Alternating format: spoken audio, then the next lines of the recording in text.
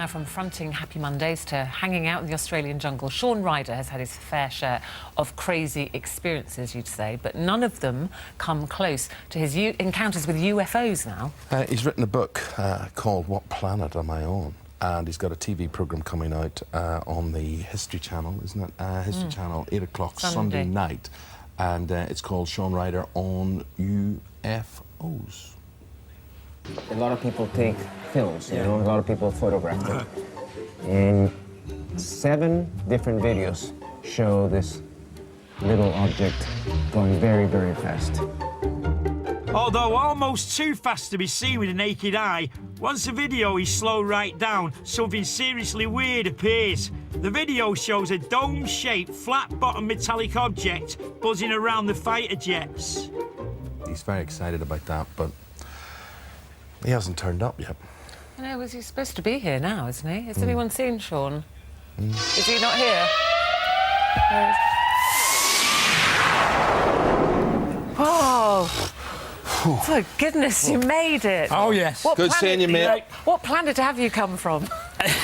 Planet Manchester. Manchester. Now, before we get underway, this is a whole passion for you, right? Yeah. So you hear your documentary, and the thing is, you're practicing what you preach because you believe you have seen UFOs. I know I've seen UFOs, Right. yeah. Tell us when and how. As a 15-year-old, I was on my way to... I was a messenger boy at the post office, just signing Official Secrets Act, believe it or not, Eamon. And I was on the way to the bus stop. It was about 7 o'clock in the morning, and there was another little lad there walking to the bus stop. And we sort of looked up, and we saw this thing just hovering, and then it shot off.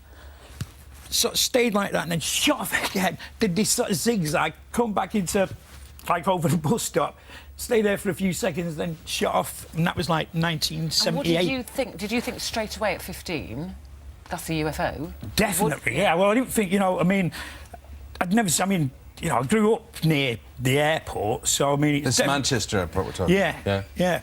And so, I mean, we didn't have a lot of helicopters flying about then. And no helicopters... Were you scared or excited? No, I wasn't then. I was just sort of looked and went, oh, right, OK. More like interested and curious, so I wasn't scared.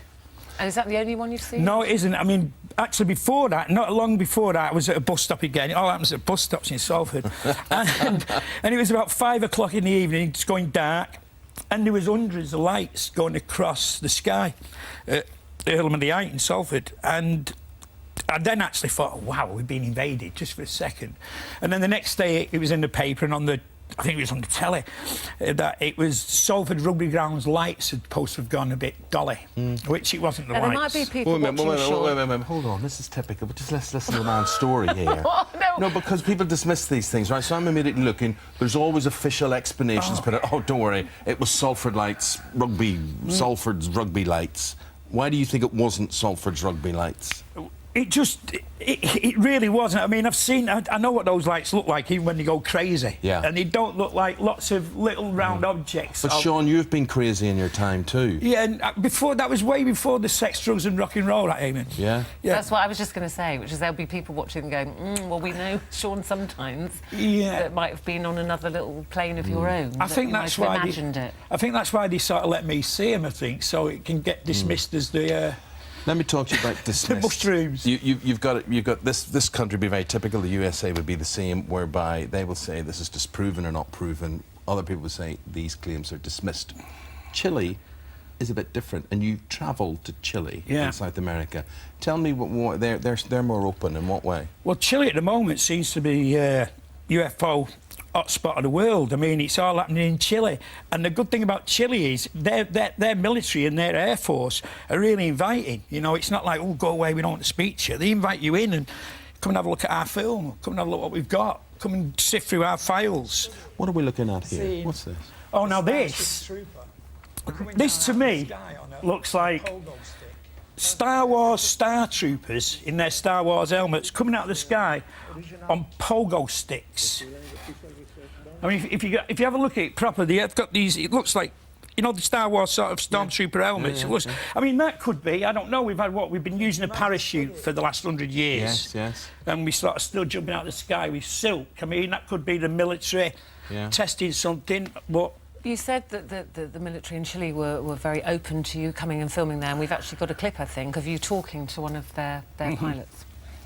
Even though no one noticed anything that day, I'm intrigued to find out Commander Perry's professional view of just what the UFO might be.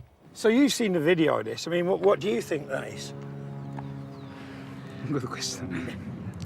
I think it's strange because it's nothing military or civilian aircraft. It's not a bird, so maybe we have something out of this planet in that video.